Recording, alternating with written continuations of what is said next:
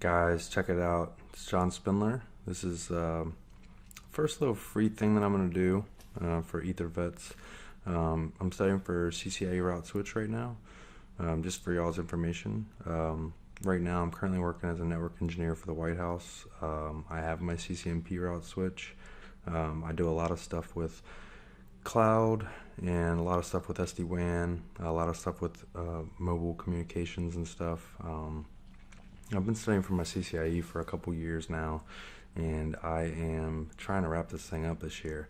So right now I am on about a 3-month sprint to go take the lab for the first time.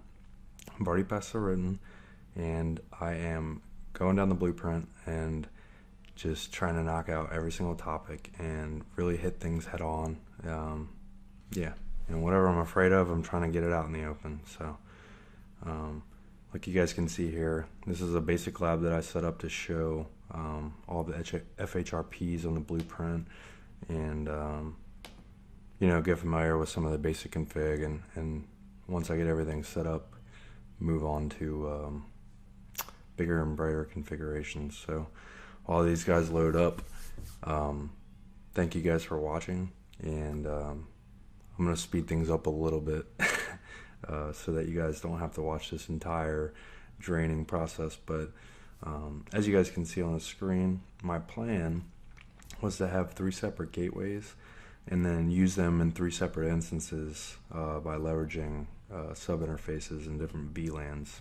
To have one topology to sort of demonstrate how to configure HSRP, which is Cisco's proprietary protocol for FHRP, and I say it's proprietary, but it does have an RFC, FHRP, which is an open standard, and then also GLBP, which is Gateway Load Balancing Protocol. So as you can see on the screen, and I might be able to help you guys out a little bit, basically what we got here is these 2 routers right here have a sub interface on VLAN 1 that is they're going to be participating on VLAN 1 right here with HSRP, and then I have a host over here that's going to be utilizing that.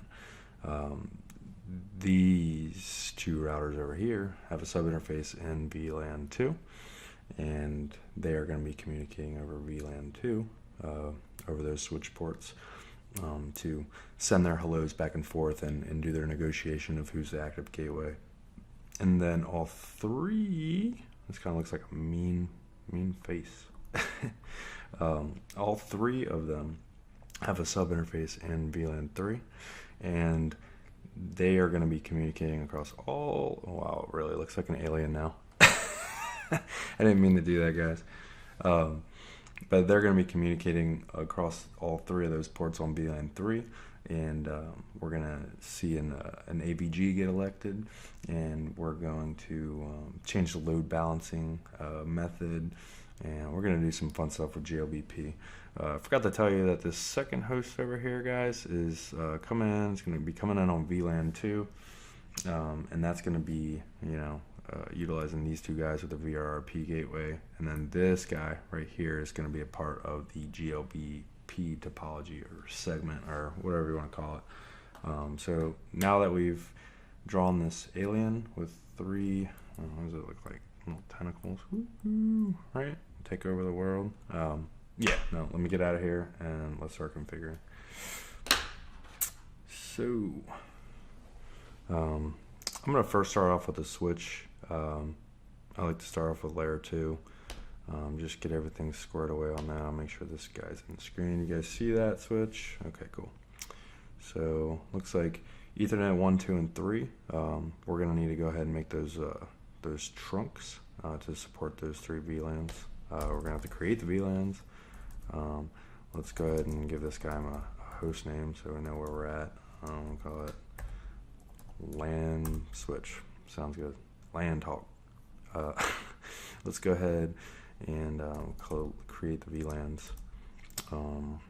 VLAN 2. And I want to show you guys something. I'm not sure if a lot of you are familiar with this, but if you actually just did those 2 VLANs and you do and then you also type in VLAN 3. You go do show VLAN. You notice here that there's only 2 VLANs created. But if you go ahead afterwards and exit and do a do show VLAN, they're all created, right? So simple little things that could possibly be mistakes on a lab or in real life.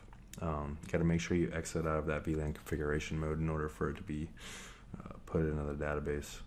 I thought that was kind of weird when I first ran into it, but hopefully it helps you guys.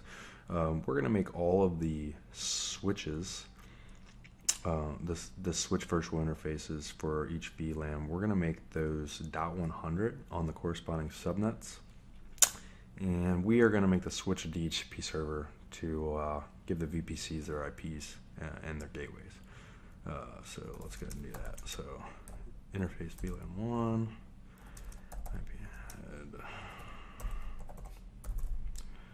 100, we said. Go ahead and open it up. Interface VLAN 2 is going to be 192. This is the VRRP, guys. .2.100. Open that up, and interface VLAN 3. We said this is going to be for the GLBP.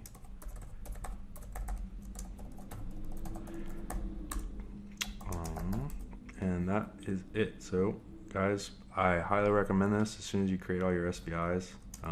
Let's go once again, go through your verifications. They're all active, and do show, let's see, show all the interfaces. So it's looking like those guys are down, VLAN 2 and VLAN 3. They're not admin down, right, because we know shut them, but they're down because there's no member interfaces, right? So we're going to go ahead and fix that right now. So what were those interfaces? Ethernet 0, 1, 2, and 3. So we're going to go ahead and utilize the range command and do all those in one swift movement. So setting the encapsulation, guys, I do a lot of shortcuts, but I'll try to tab it through as much as I can remember. So we're setting the encapsulation for the trunking. Now we can set it to trunk, and just best practices, guys. We'll go ahead and shorten it. It would allow all these by default, but let's go ahead and allow the specific VLANs and sort of prune all the rest. Let's make sure those guys are configured. So you see, none of them are in the forwarding state because we don't have any access VLANs on them, but they're all allowed and active in the management domain, so that's good. We'll go ahead and set up the access ports and fix that right up. So it looks like Ethernet 0 is going to be our VLAN 1. Int E10 is going to be VLAN 2. And E11 is going to be VLAN 3.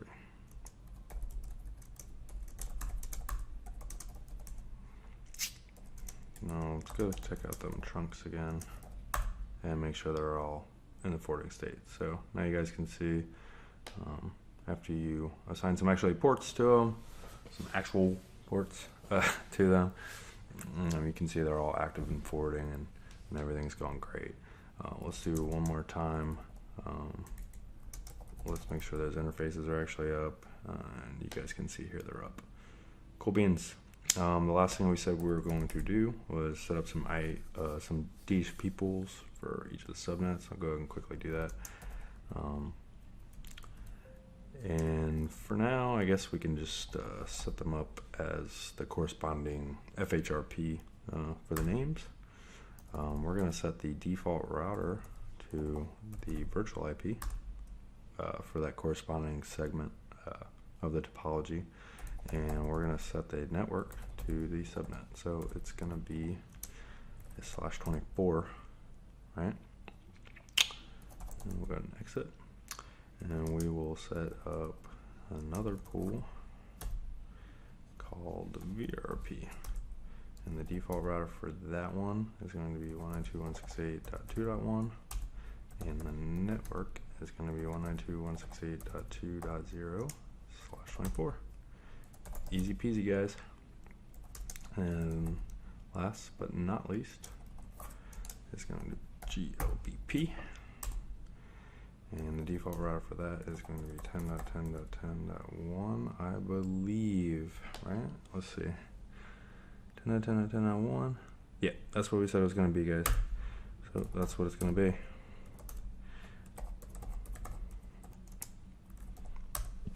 Alright, guys, so we don't want this guy handing out the switch's IP address, right? We don't want him handing out what we think our router's sub-interface IPs are going to be, right? So we don't want any confliction. So we're using 100 for the switch virtual interfaces, and we're going to use 10, 20, and 70 respectively for the interfaces. It was just easy. That was my easy idea. So let's go ahead and set up the excluded address ranges for the DHCP pools. We're going to set up 192.168.1.1, 192.168.1.199, right? So we'll make each host get the .200 IP in that 4th octet of its IP address. Yeah, sounds good. So let's do that. Guys, you can just hit the up arrow, edit that real quick. IP DHCP excluded address 10.10.10.1, 10.10.10.199. Boop. Alrighty. Okay, cool. So these VPCs, they're not going to be able to actually get IPs until we can reach that gateway address. And right now, that's not reachable. So we're going to have to go do that, guys. Now that we got that done, let's start right in the middle. Alright, so you guys are going to see the initial configuration because I did no pre-work for this. This is just a study session. Like I said, I am going to speed this up for you guys, so do not worry. Where are we at? So since we're setting up sub interfaces, we are going to just open this main mailbox wide open, and then we're going to start working in the actual sub mailbox, right, or the sub interface. So this one is going to be participating in VLAN 1 and VLAN 3. So we're going to go ahead and set up sub interfaces for those guys. So on sub interface for .1, we have to set the encapsulation for VLAN 1, and we're going to set the IP address to 192.168.1.10. Boop. Sound good, guys? Okay, so let's go ahead and configure the HSRP configure, the baseline configuration at least, and then we can get into some other topics regarding HSRP later. So let's, since we're doing between 1 and 2, let's just do standby 1, 2 for the group number. And this is literally, guys, the only command. If you already have, layer 2, layer 3 reachability between the routers on the LAN subnet or segment, this is literally the only command that you need. So you're going to set up the group number, and you're going to set up the virtual IP address. That's it, guys. Oh, and the no shut. You have to open up that mailbox for it to start sending traffic. Interesting, huh?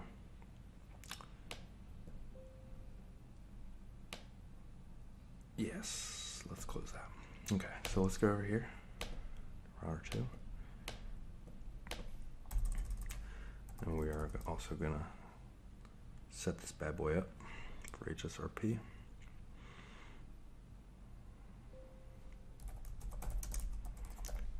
Give it a name. NTO1. No IP, right? Because this is main mailbox. Open that bad boy up. And 1.1, because this is going to be VLAN 1. let's set the encapsulation one more time to let it speak VLAN 1 language, right? And we're going to give it an IP address on the subnet. Ooh, where'd we go? This is the downside, guys. This is the downside of having a touchscreen. Yeah, I do not know where that went, so we're going to have to go back. Boop. So encapsulation.1q1 IP add, I think this is where we're at. Boop. All right, cool. So apart from that, guys, we'll set the group IP, the virtual IP, and this is the IP address that R1 and R2 are going to be negotiating who is going to be responding for. This virtual IP address will have a virtual MAC address associated with it, and just like any other router that would be on a segment, right? And what happens is your switch is saying to the hosts, hey guys, you guys are pointing towards 192.168.1.1. When your host comes online and needs to find its gateway or needs to ask its gateway a question like, how do I get to 3.3.3.3 up there? Right? I have no clue where that's at. He's going to send out an ARP. He's going to send out an ARP for that 192.168.1.1. And what actually happens is the active gateway in that circumstance would reply to the ARP, or it replies on the behalf of that MAC address. And what it does on the segment beforehand, and I can show you guys later, is it sends out a gratuitous ARP, and it says, hey, if you want to get to this guy, come to me. So we're going to show you guys how that works. For right now on R2, we're going to enter that command, and we're going to interrupt that interface, and we should start seeing some HSRP logs pop up here shortly. These guys should have everything they need to start communicating.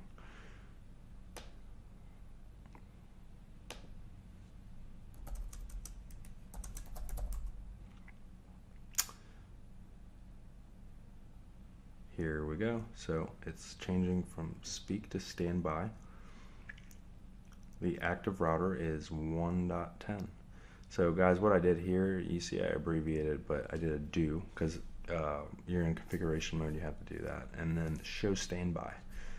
Remember the standby keyword was was the only command necessary to set up HSRP.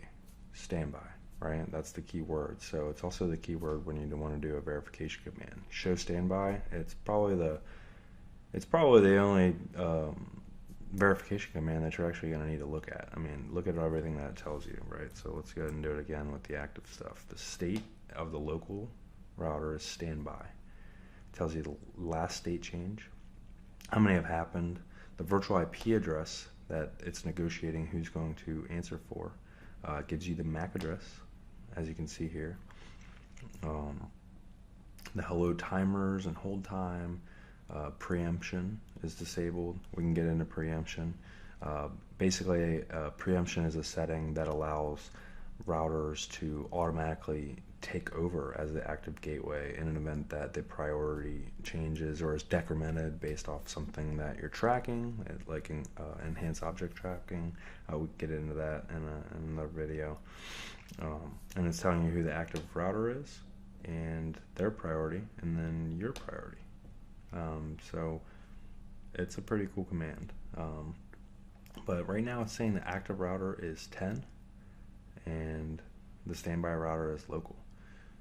Those guys, now that they're talking, they should be, someone should be responding to those messages, and thus we should be able to get an IP over here on our host that's dedicated to that VLAN 1. So let's go ahead and try to pull a DHCP address. And if we get the DORA, we should be getting an IP address, guys.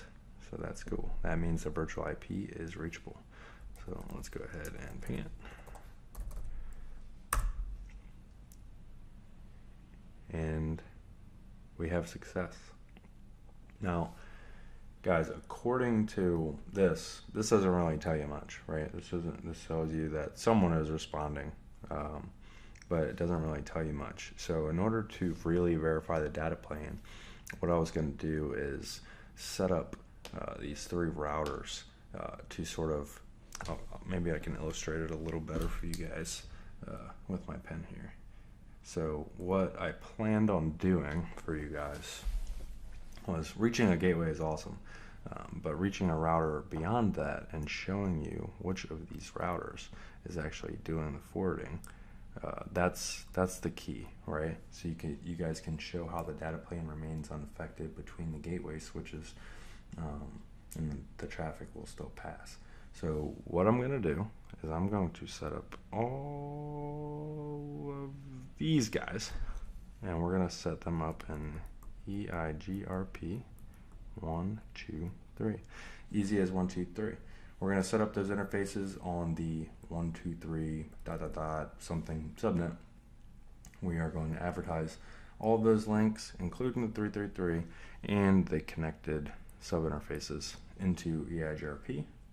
And since these guys can now reach their gateway, they should be able to get there. So let's go ahead and set that up. So on router 1, let's go ahead and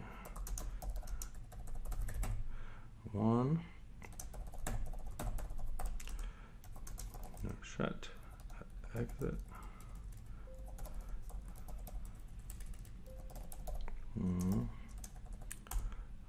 We're going to do no auto. We don't want any auto summarization crap messing us up. So we're going to turn that off. And we are going to just advertise that interface that we just set up. Right? Boom. Easy peasy. And we're going to redistribute any of our connected routes. Right? So if you guys know EIGRP, we'll go over that in a separate video. But basically, any connected interface, we're redistributing it into those routing advertisements to our peers. So that should suffice. Pretty basic. So we're going to get out of here, and we're going to do the same thing on router 2. 2.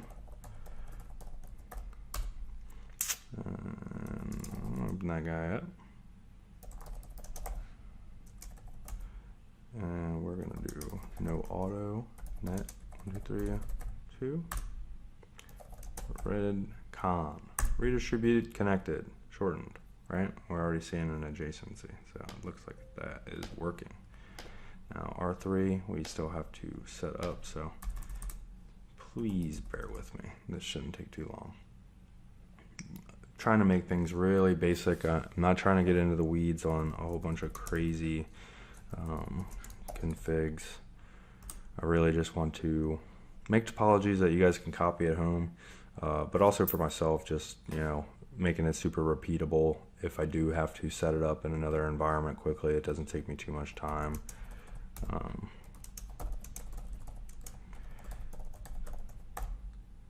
Let's make this a host route. Boom. Cool. And okay. So sorry guys, I'm a little hang up there. What are we doing?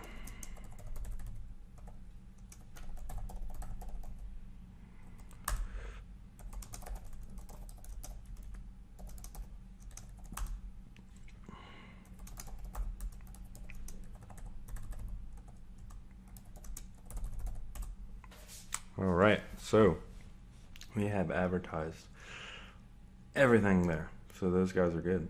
So guys, I think that's all we need. You know, we've already established that we have reachability to our gateway, our virtual gateway IP address, because our VPC down there got a DHCP address from the switch on the same subnet,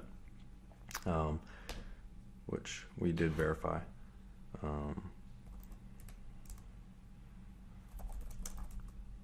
Is the 200, right? Because we did the excluded address from 1 to 199, and its gateway is 1.1. So let's go ahead and do some verification pings just to show you guys that. And if you guys remember, we did say that router 1 was the active gateway for the HSRP. So if we actually do well, let's first make sure we can ping it. So we're pinging 3.3.3.3. Great, man. We are using our gateway, right? But we don't know which one we're using. So we can just quickly do like a little trace to 3.3, and you should see this Ethernet 01 interface of R1, the IP that's on that sub interface created on there for VLAN 1, you should see that as the first hop. And we do. You see 192.168.1.10 and then be forwarded to the LAN address of router 3 before ultimately reaching the loopback address. So guys, this is a perfect opportunity to show you guys a little preemption, show you guys a little active gateway shift in the HSRP protocol.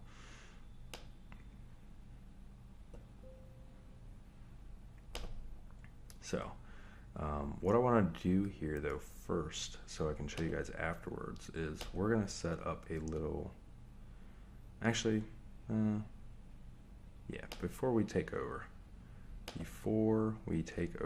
let's go to R1, let's set it up on R1, then we'll set it up on R2, but before we hit enter, we'll do the capture. That way we don't get a bunch of craziness going on. So we'll go to the sub interface for the HSRP connection. Remember our group is 12. We are going to set the priority here. Let's actually leave it at 100, right? So we're going to leave them both default, but we will enable preemption, right? So preemption is enabled. This means it's listening, it's ready to act upon any sort of priority upgrade to its peer, and it's ready to act upon that and negotiate it. It's rolled down to standby if need be. So this guy's still at the default of 100. Now on R2, we're going to do the same thing. We're going to that sub interface. We are going to change the priority. Let's do 150, right? Because a higher priority is going to take precedence. But let me go ahead and enter this command, right? You guys see, I entered priority 150, and this has already made it to router 1. And you can see in the secure standby command, it's already taken effect. The local priority is 150, configured as 150, and the priority of the active router is 100. Like, what the heck? Guys, that's because just because there's been a priority shift, it does not mean that something is going to take over as the actual active gateway. When we get into like enhanced object tracking, you're going to see that there's ways to increment and decrement this priority value to change the data plane based on other characteristics like IPSLA, maybe the link speed or link failure of an ISP. But those things could be extremely dynamic, and you're not always going to want something to just take over as soon as there's a priority shift. So there's definitely a lot of different options in your tool set, but you definitely do not always want that to happen. I guess is what I'm saying. So here you can see that it hasn't quite taken over yet. We're going to go ahead and do a capture, and it doesn't really matter, but as long as it's one of the interface that's participating, we'll go ahead and do EO2 because that's the one that's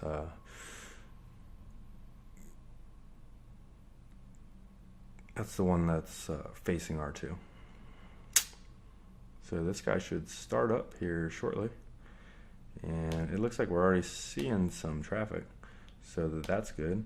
But let's go here and let's get back into that interface quickly, and let's do standby 12 preempt. Boom. Guys, we should be seeing a shift. R2 has taken over active. Let's hurry over to our Wireshark capture, and let's give it a second, and then stop. Okay, cool. So you guys should be able to see this. I will expand it up as far as I can. All right. So let's drill down. So as you guys can see, you're seeing some bidirectional hello messages, and we can get into the format of those. Guys, if you guys are intimidated, I know, it's super intimidating. No, packet captures have always intimidated me, and I never wanted to do this when I was studying for some reason, but it's good for you. What can I say? So I'm trying to find the point where router 10 stops asserting itself as active, right? Because as you can see here, these go in chronological order. Router 10 is still sitting hello, and it highlights here that it's asserting itself as active. Router 2 with the IP.20 is still, saying that it's a standby. So let's go down.